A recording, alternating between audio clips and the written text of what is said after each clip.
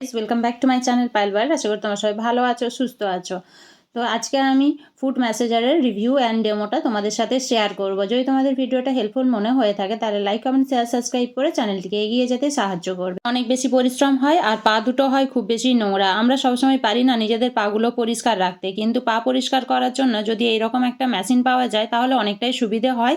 আর আমাদের পার্লারে গিয়ে পেডিকিওর করার কোনো প্রয়োজন হবে না, নিজেরাই কিন্তু বাড়িতে নিজেদের সময় মতো এটা করে নিতে পারবো। তো চলো আমি আনবক্সিং করছি। আমি আনবক্সিংটা তোমাদের সাথে শেয়ার করার সময়ই কিন্তু করেছি, আগে থেকে কিন্তু দেখিনি।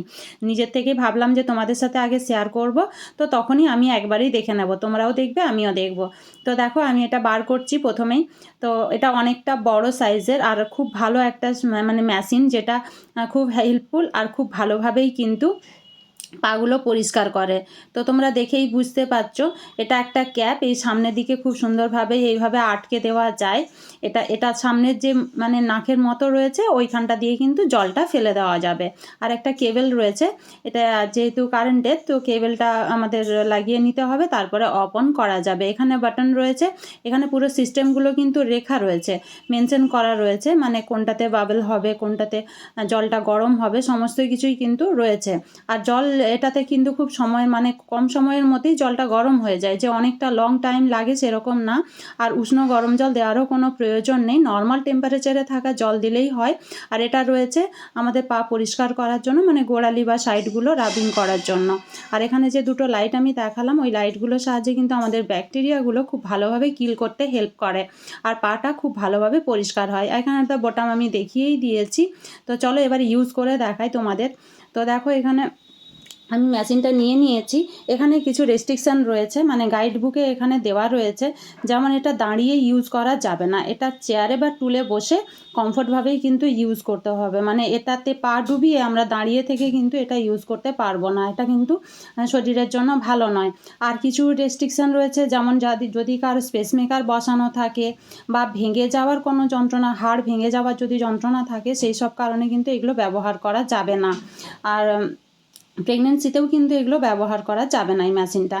তো দেখো আমি জল নিয়ে নিয়েছি, এখানে একটা দাগ রয়েছে, সেই দাগের পরিমাপ মতোই জলটা নিতে হবে। এরপর আমি অন করে দিয়েছি, পাগুলো এখানে আমি ডিপ করে দিলাম খুব সুন্দরভাবে, কারণ লাইট চলছিল, তোমরা যদি বুঝতে না পারো সেই জন্য আমি লাইটটা অফ করে তোমাদের সাথে শেয়ার করলাম। এবার চলো আমি লাইটটা অন করে দিই।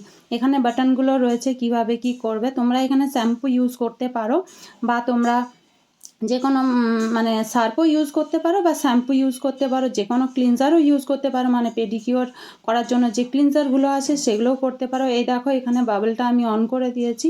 বাবলটা অন করে দিলে শ্যাম্পু বা যা কিছু তোমরা দেবে সেগুলো পুরো ফেনা ফেনা হয়ে যাবে, একটা বাবল তৈরি করবে এখানে, আর একটা ভাইব্রেশনও হবে। এরপর নেক্সট আমি যেটা করব সেটাতে লাইটটাও জ্বলবে আর ভাইব্রেশনও হবে। এই যে এখন অন করে দিলাম, এখন একটা কিন্তু ভাইব্রেশন হচ্ছে আর একটা সাউন্ড কিন্তু এই মেশিনটার মধ্যে আসে।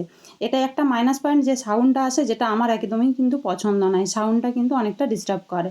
তো আমি এখানে একটুখানি সার্ফ দিয়ে দিচ্ছি, দিয়ে দেখছি যে কতটা বাবল তৈরি করে। আমি এক সাইডে দিয়েছিলাম, একটু দু সাইডে অল্প অল্প করে দিলে খুব ভালোভাবে বাবলটা কিন্তু আসতো। তো দেখো আমি একটা সাইডে অল্প দিয়েছি, তারপরে হাত দিয়ে নেড়ে অল্প মিক্সড করে দেবো। তো তোমরা দেখতেই পাচ্ছ যে কত সুন্দর একটা লাইটও জ্বলতে, তার সাথে কিন্তু একটা ভাইব্রেশন হচ্ছে।